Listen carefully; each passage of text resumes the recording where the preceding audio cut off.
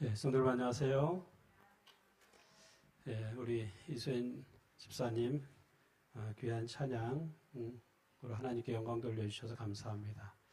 가만히 들으면서 생각하니까 옛날 우리 교회 주제가 했던 것 같아요. 그렇죠? 아주 오래전에 저기 중앙교회에 있을 때 저희 교회 주제가였습니다. 몇 년 전이죠? 꽤 오래전인 것 같습니다. 저희가 저 노래를 많이 불렀어요. 저희가 어디 교회 순서할 때도 많이 불렀고, 오늘 저는 여러분과 함께 요한계시록 강의 11번째 시간으로 어린 양의 혼인잔치라고 하는 제목으로 함께 말씀의 은혜를 나누겠습니다. 오늘 말씀은 요한계시록 19장 1절부터 21절까지 내용을 가지고 함께 살펴보겠습니다. 우리 요한계시록 22장 7절 말씀 같이 보겠습니다. 시작. 보라, 내가 속히 오리니 이 두루마리의 예언의 말씀을 지키는 자는 복이 있으리라 하더라. 저희가 매 안식일마다 이 복에 대해서 얘기하는 것 같습니다. 이 요한계시록에 기록된 요한계시록 시작될 때 복으로 시작하고 또 마칠 때도 복으로 마쳐지고. 그래서 이 요한계시록엔 7복이 있다 그랬죠. 우리가 이 예언의 말씀을 통해서 얻는 귀한 복을 우리 함께 누리게 되기를 바랍니다. 자, 여기 한 사람을 소개합니다. 여러분 이 사람이 누군지 혹시 아세요? 여러분 아마 처음 봤을 것 같습니다. 이 밑에 사진을 보면은 좀 여러분이 아시는 사람 있습니까 여기? 보니까 둘이 손잡고 있는 거 보니까 약간 둘이 친한 것 같죠? 특성도 같습니다. 이 사람은 루마니아의 독재자 차우체스크라고 하는 사람입니다. 그는 1965년 47살의 나이로 루마니아의 당 서기장이 됩니다. 그는 특별히 이 북한 김일성의 통치 방식을 굉장히 부러워하고 좋아했어요. 그래서 김일성을 모방하려고 하고, 그래서 이 김일성이 평양에 큰 그 그 건물을 큰 걸 지었잖아요. 그거 인민궁전 같은 거, 그거를 그대로 본따서 자기 나라 루마니아에도 세계에서 세 번째로 큰 건축물을 지었습니다. 큰 궁전을 지었어요. 그는 아주 절대 권력을 가진 독재자였습니다.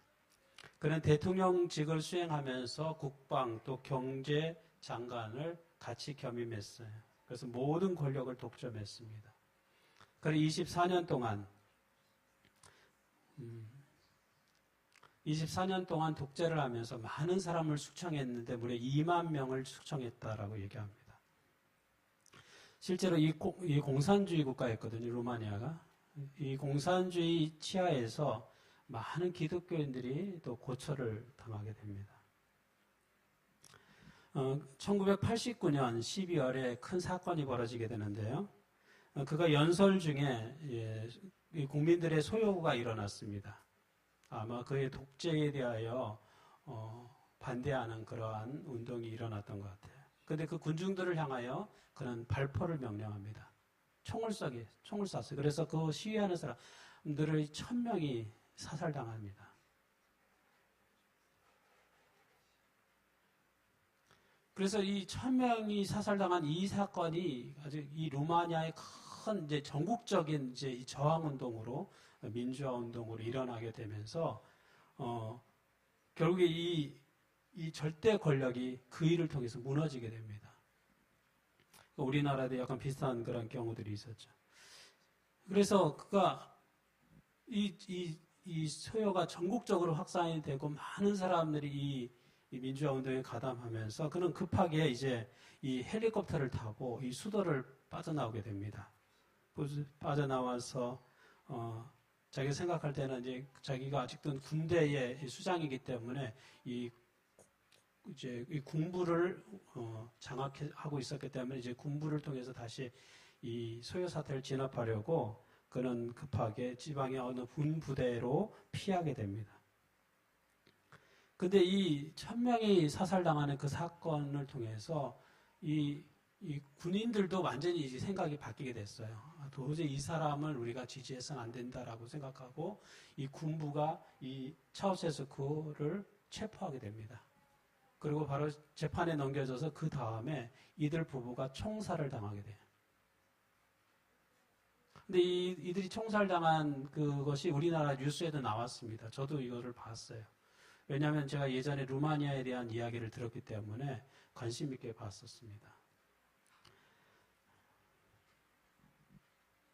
이 루마니아는 이 동구권에 있는 많은 나라들 가운데 특별히 우리 재림교인이 많은 나라예요.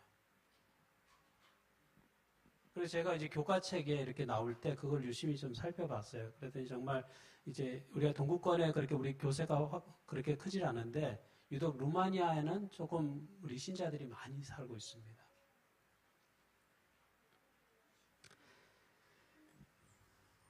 이 차우셰스코 치하 또 이 공산 치하에서 이 루마니아의 많은 기독교인들이 박해를 받았습니다. 아주 심한 박해를 받았어요. 그 중에 한 사람이 범브란트라고 하는 목사님입니다. 여기 범브란트 목사님은 개신교의 목사님인데요. 그는 저 밑에 보면은 그는 유대인이면서 루마니아 사람입니다. 그래서 그는 이렇게 이야기합니다. 자기는 나치 치하에서 죄인이 되었다. 유대인이기 때문에. 그리고 다시 공산 치하에서 두 번째 죄수가 되었다. 그리고 기독교인이었기 때문에. 유대인이면서 기독교인이 되는 경우가 흔하진 않는데 그는 유대인이면서도 기독교인이었어요. 여기 보니까 그는 48년에 루마니아 공산 정권의 아래서 14년간 이제 투옥 생활을 하게 됩니다. 제가 몇 가지 자료들을 찾아보니까 지하 9m 감방에서는 해, 달, 별, 눈, 꽃을 한 번도 볼 수 없었다. 이렇게 표현하고 있습니다. 그러니까 우리가 생각하는 그런 교도소도 아니에요. 빛도 안 들어오는 그런 지하 감옥에 갇혔던 것이죠. 원동지에 지금은 이제 북아태지에 남아태지에로 이제 태지해가 나눠져 있지만 그 전에는 원동지해라고 있었습니다. 원동지해. 그러니까 이 아시아권이 다 이렇게 하나의 지회로 연결되어 있었습니다. 이 범브란트 목사님이 이 지혜에서 했던 회의에 이분이 참석했어요. 우리 교단의 목사님도 아니지만은 이분이 원동지회에 참석해서 그가 자신이 경험했던 간증을 하게 되었습니다. 여기 그런 이야기를 합니다. 제가 공산 치하의 참혹한 감옥에서 만난 안식일 교인에 대하여 말씀드리겠습니다.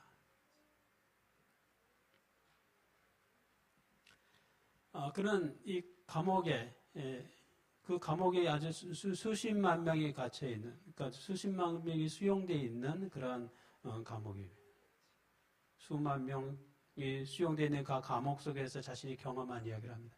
자기는 그 감옥 속에서 6명의 안식일 교인을 만났다. 재림교인을 만났다라고 얘기합니다. 거기는 강제 노동 수용소였어요. 강제 노동 수용소. 강제 노동 수용소는 그냥 가만히 쉬는 곳이 아니라 매일마다 일을 해야 되는 곳이에요. 그런데 여기는 토요일, 일요일도 없어요. 매일마다 일을 시켰습니다. 아침부터 고된 노동을 시켰어요. 매일마다. 여기는 칼렌더가 없어요. 달력이 없어요. 오늘이 몇 월 며칠인지도 몰라요. 그리고 매일 쉼 없이 일을 했기 때문에 오늘이 월요일인지 화요일인지조차도 알 수가 없습니다. 그런데 그가 감옥에 있으면서 그가 오늘이 토요일이구나 라고 하는 것을 알 수 있었던 날이 있습니다. 그건 뭐냐면 이 재림교인들이 안식일에는 일을 할 수 없다라고 거부하니까 그들이 아주 그 감옥 속에서 매질을 당하고 고문을 당하는 그들의 고통 신음 소리를 들으면서 오늘이 토요일이구나. 오늘이 안식일이구나 라고 하는 것을 그가 알게 되었다는 거예요. 그 안에 많은 일요일을 지키는 많은 사람들이 있었지만 어느 누구도 일요일 날을 예배드리기 때문에 못 간다라고 일을 못 한다라고 하는 사람이 단 한 사람도 없었는데 유일하게 재림교인들은 그 감옥 속에서 그 강제 노동 수용소에서 매일마다 1년 365일 계속 일을 해야 되는 그러한 곳에서 그들은 우리가 안식일이기 때문에 일을 할 수 없다라고 거부해서 그들은 매를 맞고 고문을 당하고 하는 그러한 일들을 반복했다는 것이죠. 그가 그것을 경험했습니다. 감옥에서. 루마니아 감옥에서. 뿐만 아니라 그 감옥에 있는 이 재림 교인들은 자기에 주어지는 아주 소량의 빵을 가지고도 그것에 11조를 나눠서 빵 한 조각을 좀 띄어서 그 감옥에 더 어렵고 더 연약한 사람들을 도왔다는 거예요. 그래서 자기가 그때 느낀 거는 다니엘서에 있는 말씀이 정말 맞구나. 다니엘에서 보게 되면 왕의 진미를 먹은 사람하고 또 다니엘은 채식을 하면서 그렇게 했던 사람에 비교해 보니까 10배나 더 뛰어났다 그렇게 얘기를 하죠. 감옥 속에서 자기가 그걸 봤다는 거예요. 잘 먹지도 못하고 또 안식일 교인들은 이 국물 같은 게 나오면 이것이 돼지고기가 들어갔는지 안 들어갔는지 모르기 때문에 어떤 것도 먹지 않았다는 거예요. 일부러. 그 먹을 게 많지 않은데도 불구하고 그렇게 자기의 믿는 신앙에 따라서 그렇게 자기를 구별해서 안식일을 구별하여 지키고 그렇게 하면서도 다른 죄수들보다 더 건강해 보였다는 거죠. 그래서 자기는 안식일 교인, 재림교인을 만나면 자기 모자를 벗어서 경의를 표한다. 이렇게 얘기를 했습니다. 이분은 공산권 선교를 하는 그러한 분입니다. 그가 이 원동지에 와서 그런 간증을 한 내용이 제가 인터넷에 찾아보니까 쭉 있더라고요. 그래서 제가 그걸 예전에 살짝 듣기만 했는데 그의 원고가 쭉 인터넷에 기록되어 있어서 제가 그걸 조금 부분적으로 쭉 읽어봤어요. 참 믿음이 훌륭한 분들이 많더라고요. 루마니아 교회가 공산권 나라 속에서도 이 동구권 가운데서도 그래도 재림교인들이 그렇게 많이 선교가 됐던 것은 이렇게 진실되게 자기의 신앙을 붙들고 살은 재림교인이 있었기 때문에 신앙인들이 있었기 때문에 이 고난 속에서 박해 속에서 오히려 교회가 더 부흥했구나라고 하는 것을 보게 되었습니다. 이 차우체스쿠라고 하는 이 절대 권력자는 자기가 이 루마니아의 거의 신처럼 군림하려고 했습니다. 김일성도 북한에서 신처럼 군림하잖아요. 그것을 그대로 모방해서 자기도 그 루마니아에서 그런 김일성과 같은 존재가 되려고 했어요. 그러나 그는 한순간에 몰락하게 되었습니다. 그 부부가 다 총살을 당하게 되었어요. 악인은 반드시 심판을 받고 하나님의 백성은 반드시 구원을 받는다라고 하는 메시지가 바로 요한계시록의 메시지입니다. 저는 이 공산 치하에서 고난당한 루마니아 우리 재림 성도들의 모습을 생각해 봅니다. 그들이 그 속에서 빛도 들어오지 않는 그 속에서 얼마나 많은 고통을 당했을까. 또 그 감옥 속에서 안식일을 구별하여 지키는 것이 얼마나 힘들고 고단했을까. 과연 이 고난이 언제 끝날 것인가라고 그들은 아마 기도했을 것입니다.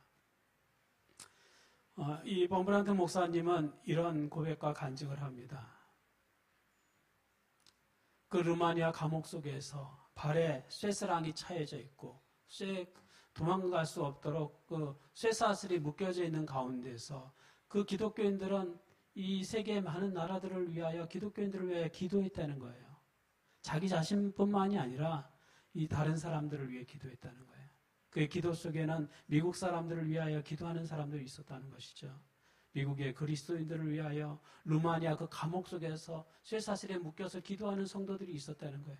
근데 자기가 미국에 와서 보니까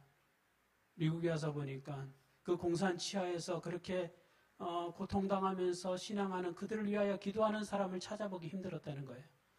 감옥 속에서 루마니아 사람들은 이 미국인들을 위하여 기도하는데 미국에 와서 보니까 그 감옥 속에서 힘들게 믿음 생활하는 사람들을 위하여 기도하는 미국인을 찾아보기 힘들었다는 것이죠.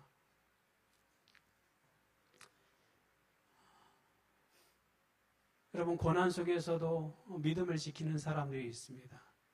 그들의 고통이 언제 끝날지 모를 것 같은 괴로움이 있습니다. 그런데 요한계시록은 바로 그 고통이 반드시 끝날 것을 이야기하고 반드시 믿는 사람이 승리할 것을 우리에게 가르쳐주고 있습니다. 저는 차우체스쿠가 처형당하는 그 모습을 보면서 그런 걸 느꼈습니다. 왜냐하면 루마니아 교인들에 대한 이야기를 제가 그 전에 들었거든요. 그 전에 듣다가 나중에 차우셰스쿠가 이렇게 사형당하는, 총살당하는 모습을 보면서 악인들이 하나님에 의하여 심판을 받는구나. 마치 요한계시록에 있는 말씀은 이 차우셰스쿠가 경험했던 그것은 바로 요한계시록, 우리가 앞으로 미래에 경험하게 될 악인들은 하나님의 심판을 받게 될 것이고 하나님의 백성들은 또 고난 속에서 살았던 믿음의 사람들은 반드시 승리하게 되고 구원받을 것을 우리에게 보여준다라고 하는 것입니다. 오늘 우리가 살펴볼 요한계시록 19장 1절은 이렇게 시작합니다.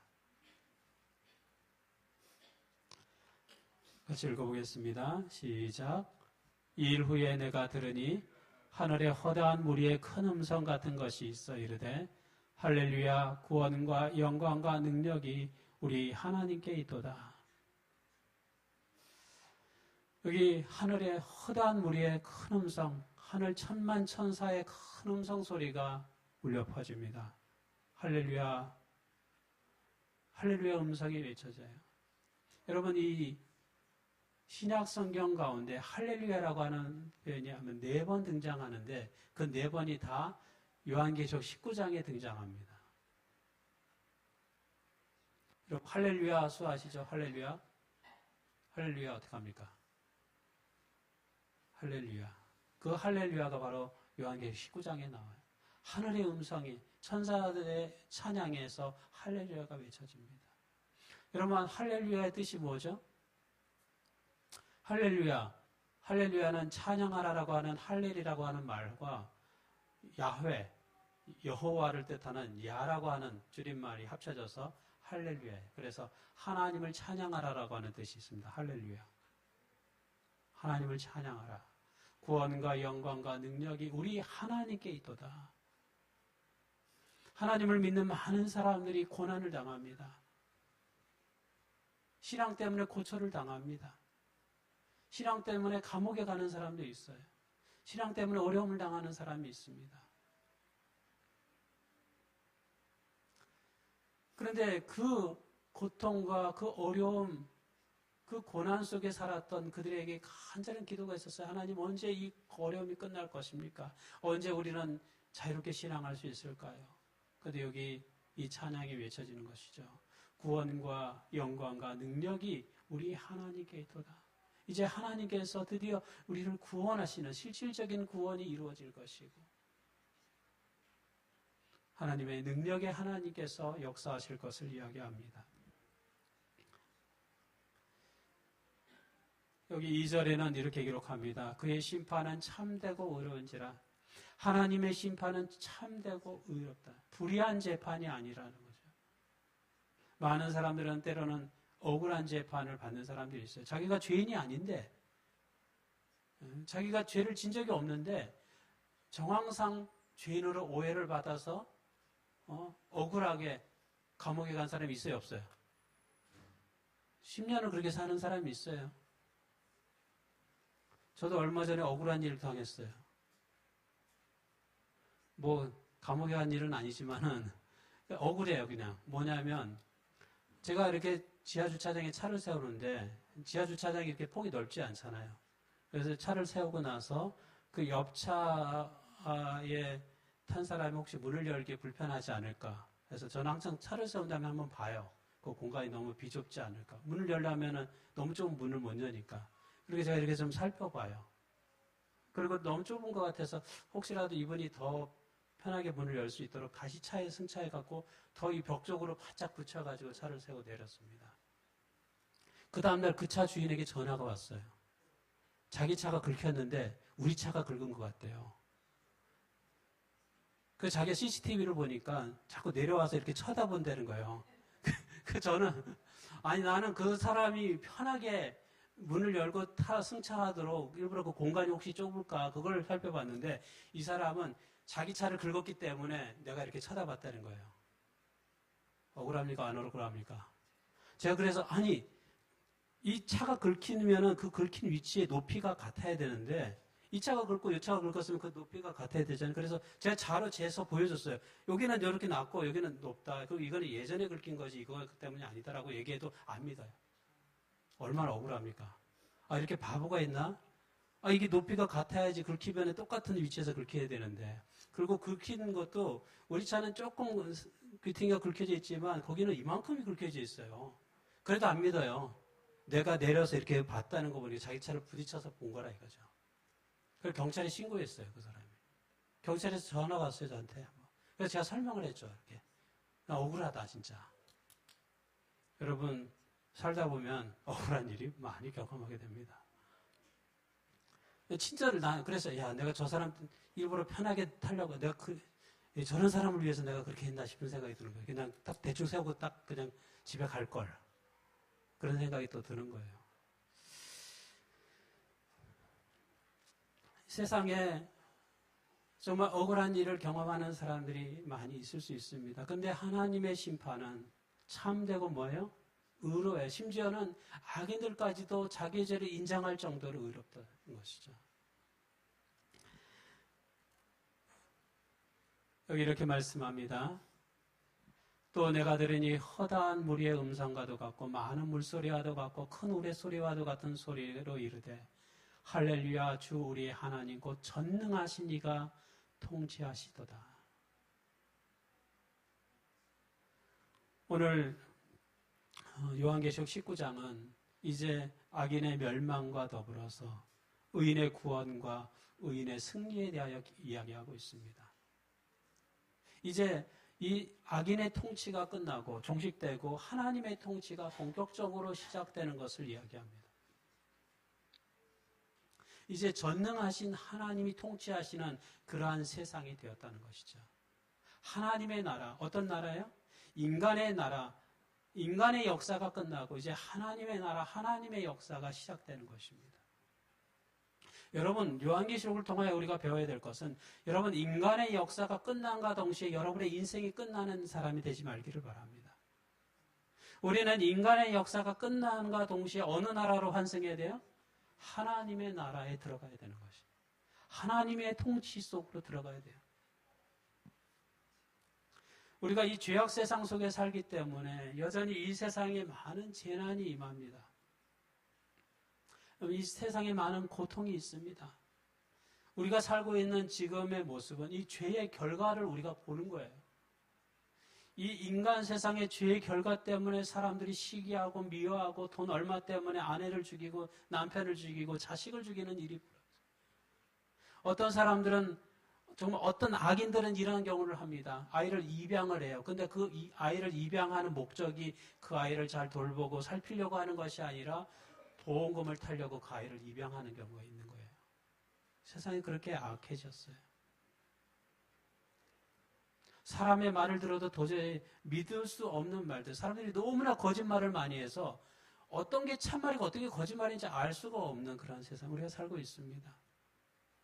뉴스를 들면 날마다 이 나라에서 저 나라에서 재난이 끊임없이 일어납니다. 얼마 전에 이탈리아에서 지진이 일어나서 사람들이 갇히는 일이 벌어져요. 또 어떤 날을 보면은 또 중국의 큰 비에 의하여 사람들이 또 매몰되고 또 홍수에 많은 사람이 희생되는 이야기들이 끊임없이 나타납니다. 여러분, 갈수록 재난의 깊이와 재난의 현상은 더 커진다라고 하는 것을 우리는 성경을 통해서 알 수 있습니다. 파도가 쳐도 예전에 치던 파도 이상의 파도가 칠 거예요. 그래서 앞으로 더 많은 대비들을 해야 돼요. 최근에 우박들이 내리는데 우박이 예전에는 우박을 보기도 힘들었고 우박이 내려도 그냥 이 콩알만한 우박이 내릴까 말까 했는데 요즘엔 주먹만한 우박이 떨어지는 거예요. 제가 페이스북에 보니까 이 주먹만한 우박들이 떨어지는데요. 이 자동차 유리창을 다 깨요.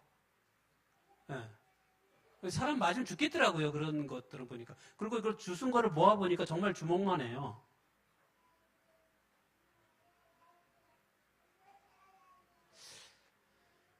여러분, 이 죄악 세상에서 이 사단은 우는 사자처럼 하나님을 믿는 자를 집어삼키려고 한다라고 하는데 이 인간을 향한 그 공격의 정도가 갈수록 더 세진다는 것이죠. 더 강해진다는 거예요. 더 잔인성이 더 커진다는 거예요. 사람들의 심령이 더 강팍해지는 것이죠.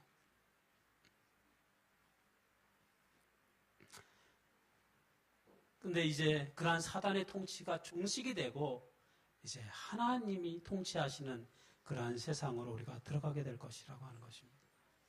사실 제가 지난 몇 주 동안 계속 우리 큰 음녀의 심판, 바벨론의 심판, 계속 악인의 심판에 대하여 설명하면서 좀 언제 끝날까 싶은 생각이 들었는데 이제 우리가 19장부터는 이제 악인의 심판이 아니라 의인의 구원에 관한 이야기들이 계속 진행이 됩니다. 여러분, 이 통치가 중요한 것은 누가 통치하느냐에 따라서 그 나라에 사는 백성들의 삶이 달라집니다. 좋은 지도자가 필요해요. 그렇습니까? 좋은 지도자가 필요해요. 좋은 인물을 키워내는 것이 중요합니다. 여러분, 이 아까 차우체스크라고 하는 사람이 있었는데 1인 독재자가 등장하면서 그 백성들의 삶이 얼마나 피폐합니까? 기독교인들이 얼마나 많이 박해했어요. 여러분, 통치자가 중요합니까? 북한을 보면 알 수 있잖아요. 북한 어떻습니까?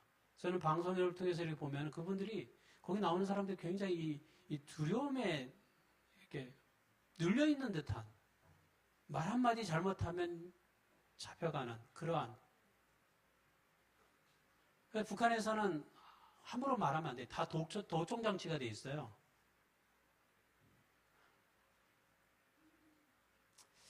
다 이게 듣는 거예요. 다. 그 서로 감시하고.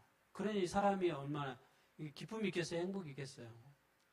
항상 속여야 되고, 이렇게 자기의 속내를 드러내면 안 되고. 통치자가 중요합니다.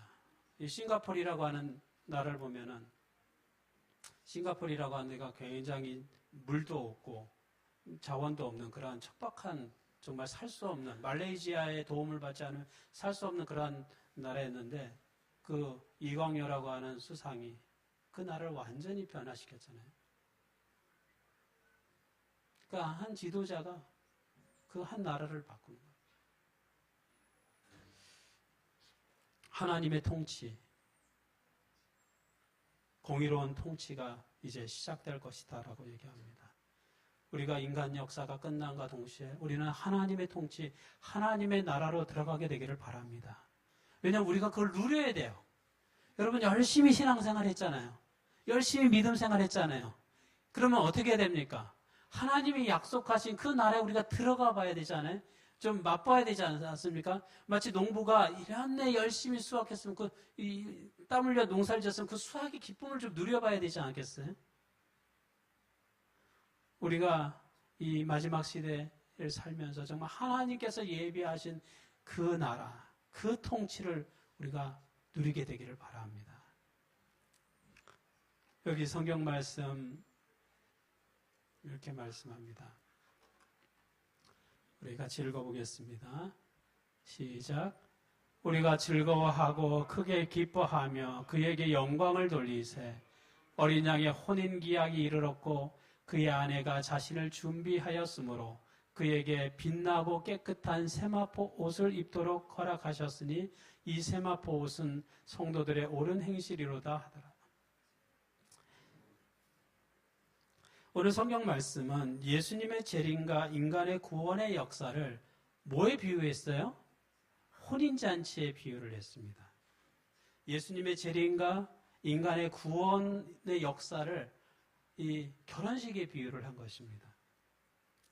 여러분, 사람이 인생에서 맞이하는 많은 경조사 가운데 특별히 축하할 일이 가운데 하나가 바로 이 결혼식, 혼인 예식이죠. 여러분, 저는 생각해 봅니다. 과거에 지금은 뭐 이벤트도 많고 행사도 많고 뭐 여러 가지 요즘에는 뭐 그 광화문에 가면은 또 그 시청 앞에 가면은 해마다 무슨 행사를 하더라고요. 거기 가면 무슨 행사들이 많아요. 이렇게 거기 많이 이벤트도 많고 이게 찾아보면 뭐 이벤트가 여기저기서 많이 이렇게 있더라고요. 요즘엔 이제 지역 같은 데도 지역 특산물 행사들이 또 많이 있잖아요. 근데 예전에는 그런 특별한 이벤트가 별로 없었어요. 동네에서도 뭐 그저 그냥 늘 자고 일어나면 일하고 뭐 이렇게 특별한 일이 없어요.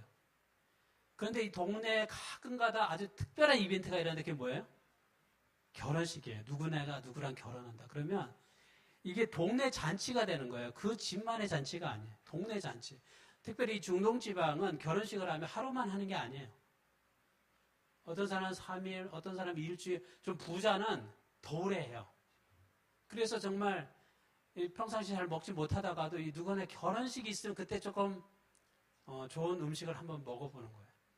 그러니까 결혼식, 혼인 예식은 그 집안의 잔치일 뿐만 아니라 사실은 과거에는 그 동네 잔치예요. 동네 모든 사람들이. 그래서 그 동네에 친한 사람들도 자기 좋은 옷 입고 와서 뭐 이렇게 축하해주고 함께 기뻐하는 거죠. 신랑 신부만 기쁜 게 아니라 누구도 기뻐요? 그 동네 강아지까지 다 기뻐요. 다 행복한 그 시간인 것이죠. 그런데 예수님의 재림과 이 인간의 구원의 역사를 이 요한계시록 19장은 혼인잔치에 비유하고 있습니다. 혼인잔치에서 가장 중요한 사람은 누구입니까? 뭐 일단 신랑이 중요하죠. 신랑이 있어야 돼요. 그 다음에 신부가 있어야죠. 그 다음에 또 하객이라고 할 수 있죠. 신랑 신부만 있으면 또 안 되죠. 이렇게 축하해주는 사람들이 같이 있어야 합니다. 그러면 이 어린 양의 혼인잔치라고 했는데 이 어린 양의 혼인잔치에서 신랑은 누군가요? 예수 그리스도, 예수님. 어린 양, 그 요한계시록은 예수님을 예수님이라고 표현하지 않고 어린 양이라고 표현했어요. 그래서 요한계시록을 여러분이 읽을 때 어린 양이 등장하면 그것은 이분은 예수님이구나. 어린 양의 혼인잔치잖아요. 실제로 그 양이 혼인잔치를 합니까? 양이 혼인잔치하고 그러진 않잖아요. 혼인잔치에 잡혀 먹을 수는 있지만 혼인잔치를 하지 않잖아요. 그래서 그건 하나의 상징으로서 예수님을 상징하는 거예요. 그래서 마치 예수님의 큰 기쁨의 날, 마치 결혼식과도 같은 그런 의미의 날로 표현되어 있습니다. 그래서 이 어린 양의 혼인잔치에서 등장하는 신랑은 예수 그리스도이신 것이죠. 여기 마태복음에 보면 이런 표현이 있습니다. 그때의 천국은 마치 등을 들고 신랑을 맞으러 나간 여인 처녀와 같다 라고 얘기하고 있습니다. 예수님을 맞이하, 예수의 재림을 맞이하러 가는 사람들의 모습을 마치 등을 들고 가는 처녀와 같고 또 예수님은 신랑과도 같다 이렇게 표현하고 있는 것이죠.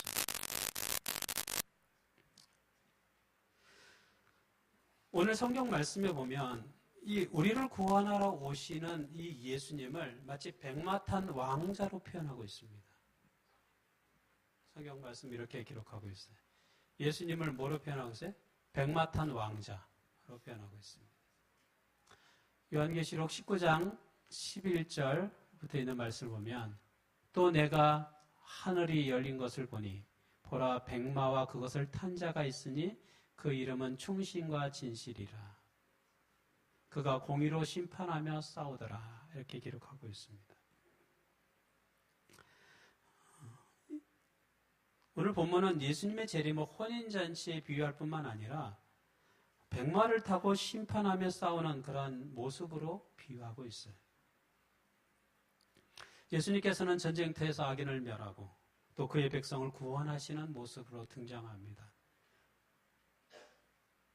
예수님께서는 구름을 타고 천만 천사와 함께 등장할 것인데 오늘 본문은 그 장면을 예수님이 백마를 타고 또 세마포 옷을 입은 하늘의 군대를 이끌고 오시는 모습으로 비유하고 있습니다. 요한계시록 19장에 할렐루야라고 하는 말이 4번 등장한다고 얘기했어요. 근데 사람의 인격이나 특징을 표현하는 이 이름이라고 하는 단어도 4번 등장합니다. 그 그러니까 신랑의 특징, 예수 그리스도의 특징, 그 이름이라고 하는 건 그 사람을 나타내잖아요. 과거에는 보면은 여자가 남자 이름 비슷한 이름을 갖고 있는 사람들이 많이 있었습니다. 왜 그래요? 부모님이 딸을 낳다가 꼭 아들 낳고 싶은데 제 집사람 친구 가운데도 안진남이라고 이렇게 있는데 최근에 이름을 바꿨다고 그러더라고요. 그 진남 하면은 이번엔 진짜 아들 낳아야지 하는 그런 느낌이 있지 않습니까? 그러니까 이름이라고 하는 것은 그 사람의 어떤 특징을 나타내기도 하고, 예전에 이 김길태라고 하는 그 범죄자가 있었습니다. 김길태. 그 길태라고 하는 이름이 무슨 뜻인지 아세요? 길에서 태어났다는 뜻이에요. 길에서 태어났다. 그래 김길태 이름이. 그 버려졌어요. 아이가. 버려진 아이예요. 그 나중에 범죄자가 됐습니다. 그 이름이 그 사람의 어떤 특징들을 나타내는 거예요. 여기 예수님의 이름은 여기 이름이 4번 등장하는데 그 이름에 그 예수님의 특징들을 우리에게 설명하고 있어요. 여기 보면은 뭐라고 되어 있습니까? 그 이름이 충신과 진실이다. 마치 충신처럼 어려움이 있어도 충성하는 거죠. 예수님께서는 이 땅에 오셔서 인간을 구원하기 위하여 고난받고 어려움 당하지만 인간을 구원하기 위해 그걸 참으시고 이겨내시고 마침내 인간을 구원하셨습니다. 예수님의 특징 속에 충신과 진실의 또 그 이름이 또 이런 뜻이 있습니다. 자기밖에 아는 자가 없다. 예수님의 그 깊은 사랑과 그 은혜를 우리 사람이 다 이해 못하는 게 많습니다. 성육신을 우리가 온전히 이해할 수 있을까요? 하나님이 인간이 되셨다는 거예요. 또 동정녀 탄생에 대하여 사람들이 이해할 수 있습니까? 이해하기 어렵습니다. 삼위일체에 대하여 사람들이 이해할 수 있습니까? 여호와 증인들은 삼위일체 부정하잖아요. 제가 그 책자 보면은 이렇게 삼위일체 하면은 몸은 하나고 머리가 3개 달린 괴물처럼 표현하기도 합니다. 우리가 인간이 삼위일체 하나님을 이해하기도 온전하지 않아요. 만약에 사람이 하나님을 온전히 이해했다고 하면 하나님은 하나님이 아니죠. 이해하는 것은 그저 성경에 나와 있는 그 표현과 그 모습을 통하여 우리가 부분적으로 이해하는 것이지 온전하게 100% 이해할 수는 없습니다. 여기 그 예수님의 이름 가운데 하나는 또 하나님의 말씀이라고 되어 있습니다. 말씀, 하나님의 말씀. 요한계시록 1장에 보면 태초에 말씀이 계시니라. 그 말씀이 하나님인데 그분이 예수님이라고 표현하고 있습니다. 예수님께서는 그 말씀대로 사셨어요. 그리고 예수님은 그 말씀이, 태초의 말씀이 눈에 보이는 예수 그리스도의 모습으로 등장하게 됩니다. 하나님의 말씀이 그 사람들이 볼 수 있는 모습으로 등장한 것이죠. 우리도 하나님의 말씀이 우리 안에 들어와서 그것이 우리의 살이 되고 피가 돼서 우리 삶 속에서 하나님의 말씀이 드러나고 나타나야 되는 것이죠. 여기 또 하나의 이름은 이런 이름이었습니다. 또 하나의 이름은 만왕의 왕이요 만주의 주라고 하는 거죠. 예수님이 처음 이 땅에 오실 때는 어린 아기로 태어났어요. 정말 무력한 아기, 부유하지도 않고 가난한 가정에서 태어났습니다. 헤롯 왕이 그 아이를 죽이려고 했기 때문에 급하게 도망을 가야 됐어요. 그렇게 무력했어요. 그런데 예수님께서 재림하실 때는 그런 무력한 어린 아기의 모습으로 재림하시지 않습니다. 예수님은 자신의 본 모습을 드러냅니다. 본성을 드러내세요. 만왕의 왕, 만주의 주로 이 땅에 오실 거라고 하는 것이죠. 예수님은 더 이상 무력하게 십자가형을 당하는 그저 무력하게 있는 모습이 아니라 천만 천사를 이끌고 이 땅에 강림하시는 이 땅의 주인이고 이 땅의 구세주로 오시는 분이라고 하는 것이죠. 여러분, 때때로 우리가 이 세상에 살아가는데 우리는 마치 마이너리티처럼 이 거대한 세상에 맞서 싸울 수 없는 이 골리앗과 같은 세상에 맞서 싸울 수 없는 내 자신을 발견하게 됩니다. 저도 군대에 갔을 때 머리 빡빡 깎고 이 화장실에서 세면대에서 세수를 하고 거울을 보면서 그런 생각이 들었어요. 이 거대한 군대와 내가 어떻게 싸울 수 있을까? 이 거대한 군대의 조직과 나의 신앙이 어떻게 싸울 수 있을까? 그런 고민이 내 마음속에 있는 거예요. 여러분도 그렇지 않습니까? 때로는 직장 생활을 하면서 사회생활을 하면서 내가 이 거대한 조직과 내가 어떻게 싸울 수 있을까? 마치 거대한 골리앗이 내 앞에 있는데 내가 어떻게 저를 이길 수 있을까?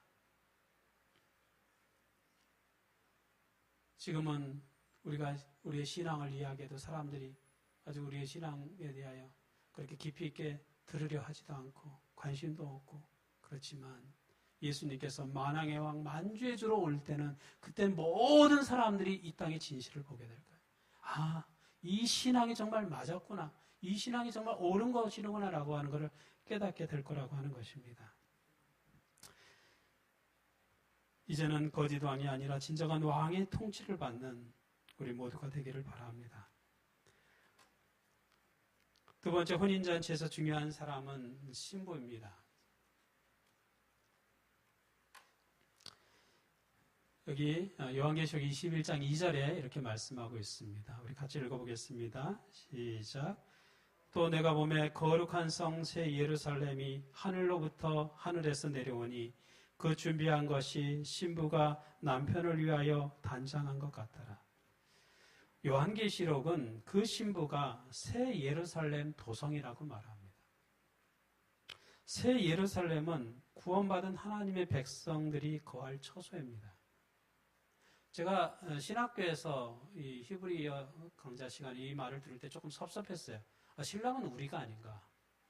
그런데 우리가 아니라 성경은 분명하게, 특별히 요한계시록은 분명하게 새 예루살렘이 신부다라고 얘기하고 있습니다. 그런데 우리가 좀 더 깊이 생각하면 그 새 예루살렘이라고 하는 성은 누가 들어갈 때 의미가 있는 거예요? 하나님의 백성들이 우리가 거할 처소예요. 그 새 예루살렘은 저와 여러분이 거할 처소예요. 우리가 앞으로 들어갈 집을 미리 보시기 바랍니다. 우리가 들어가야 될 처소예요.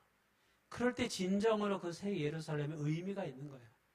여러분, 건물이라고 하는 것이 사람이 살지 않는 건물이 의미가 있습니까?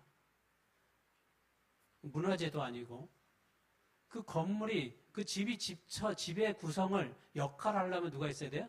그 안에 사는 사람이 있어서 그 안을 관리도 하고 돌보기도 하고 그래야 그 집에 역할이 있는 거지. 사람이 살지 않는 집은 어떻게 됩니까? 결국에는 다 낡아지고 못 쓰게 되죠. 그래서 새 예루살렘의 신부라고 하는 것은 그 새 예루살렘 속에 이제 우리가 하나님의 백성들이 이제 구원받은 백성들이 그 안에 들어가서 거주하게 될 때 진정한 신부의 의미가 담겨져 있는 거예요. 세 번째, 혼인잔치에서 중요한 사람은 하객이라고 했습니다. 여기 성경은 이렇게 얘기합니다. 천사가 내게 말하기를 기록하라. 어린 양의 혼인잔치에 청함을 받은 자들은 복이 있도다.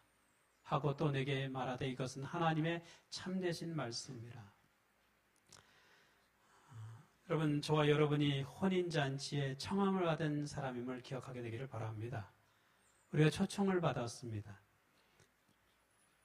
여기 혼인잔치에 청함을 받은 자는 복이 있다라고 얘기했습니다.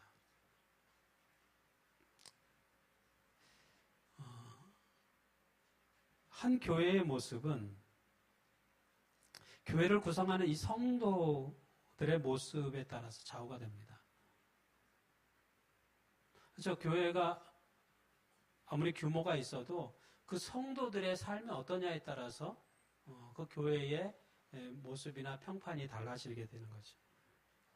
여기 새 예루살렘은 빛나고 깨끗한 세마포를 입었다라고 얘기하고 있습니다. 빛나고 깨끗한 세마포, 하얀 세마포를 입고 있었다.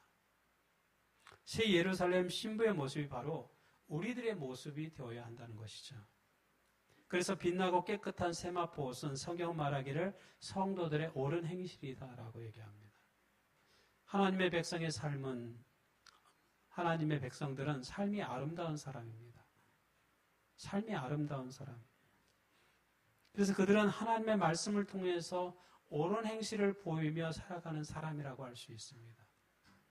하나님의 말씀을 통하여서 옳은 행실의 삶을 사는 것이죠. 여러분, 옷을 입다 보면 옷이 쉽게 더러워집니다. 특별히 이 하얀색 세마포 같은 옷은 더 쉽게 더러워지죠.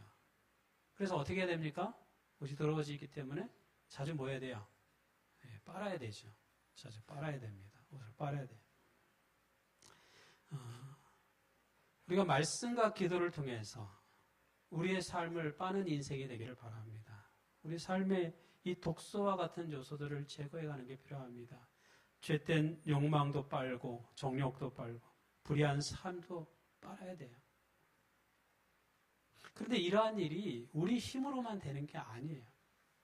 하나님의 은혜가 필요합니다. 성령의 역사가 필요해요. 우리는 앞으로 이전에 결코 경험하지 못했던 혼인잔치에 참석하게 될 것입니다. 하늘에서 이루어지는 이 어린 양의 혼인잔치에 우리가 모두 다 참여하게 되기를 바랍니다.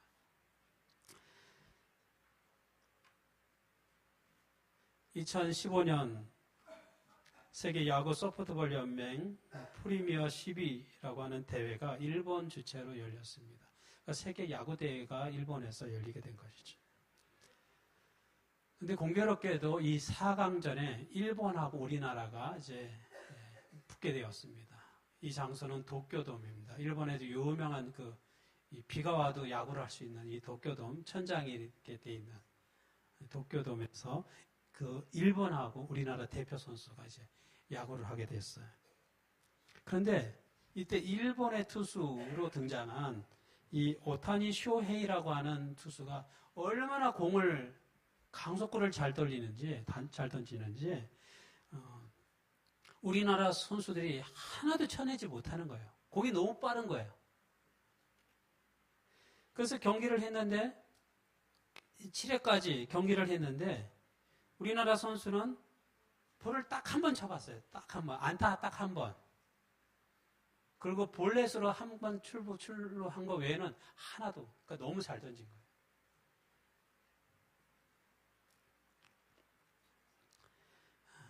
그리고 이전에 경기에서 한 번 졌어요, 또. 일본한테. 희망이 없어요. 우리는 3위로 올라간 거예요, 3위로. 여기는 2위. 이제 8회가 됐는데 점수가 3대 빵이에요. 우리가 빵. 일본이 3. 우리나라 팀은 이제 패색이 짙었습니다. 뭐 이길 희망이 없어요. 공이 뭐 160km로 아주 강속구를 던지니까 하나도 쳐내지 못하는 거예요, 우리나라. 결국에는 이대로 지겠구나 생각해요. 일본은 3대 빵. 우리 이기고 있었고 이제 9회가 됐어요. 그랬더니 일본이 이제는 뭐 거의 다 이긴 경기니까 마지막 회에 이제 구원 투수를 투입합니다. 이제 너 힘드니까 내려오고 이제 구원 투수를 다른 선수를 이제 투입을 했어요. 바꿨어요. 구원 투수. 이제 한 회만 하면 되니까 딱 1회만 9회 마지막 회만 남았으니까 딱 잡으면 끝나는 거예요. 경기는 3대 빵으로. 근데 이제 딱 구원 투수가 이 투수가 내려가고 이제 다른 투수가 딱 올라와서 공을 던지는데 우리나라 선수들이 너무 잘 쳐낸 거예요. 그래서 4대3으로 역전을 했어요. 4대3으로. 역전해서 이겼어요. 마지막 해에 4대3으로 역전해서 이겼습니다. 여러분, 우리나라 선수들이 갑자기 미친 건가요? 갑자기 공을 왜, 어떻게 그렇게 잘 쳤을까? 사람들이 생각해 봤어요. 왜 이런 일이 벌어졌을까? 가만히 생각해 보니까 우리나라 선수들이요, 이 선수가 공을 던질 때는 공이 너무 빠르니까 이걸 쳐내지 못한 거예요. 그렇게 한 7회, 8회를 하다 보니까 그 빠른 공에 이제 익숙해졌어요. 근데 이 다음 선수가 등장했는데 걔는 이 선수처럼 그렇게 공을 빨리 던지는 선수가 아니었던 거예요.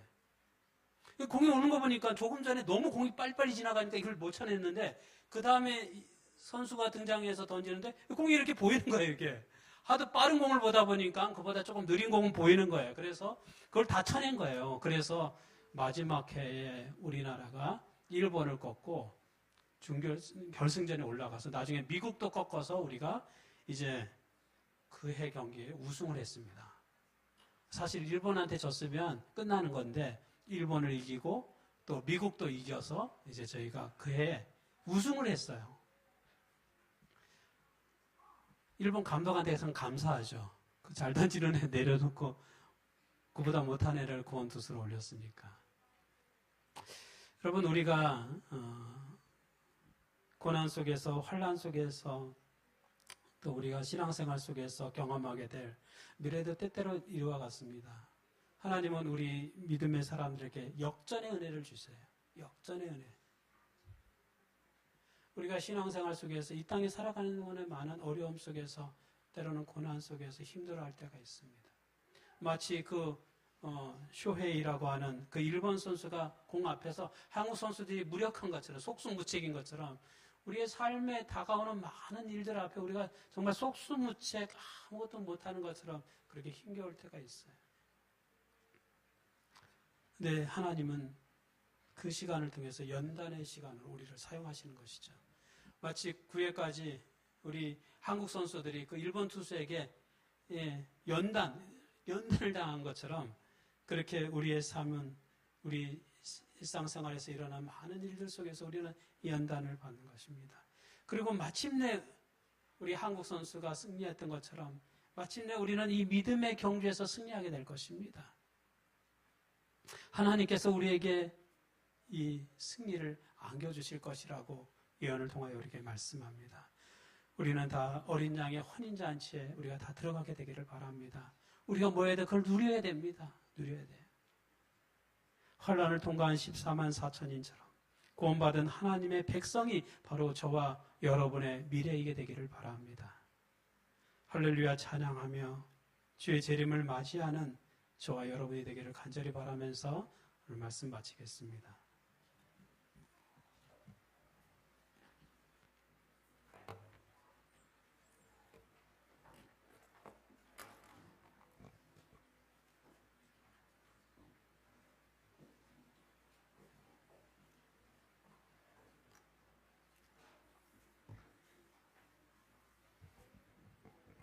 방금 드리는 시간입니다. 오늘은